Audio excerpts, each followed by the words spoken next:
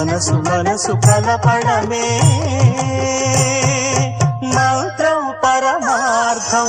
శ్రీరస్తు శుభమస్తు, శ్రీరస్తు శుభమస్తు. శ్రీకారం చుట్టుకుంది పెళ్లి పుస్తకం, ఇక ఆకారం దాచుతుంది స్వర్గం.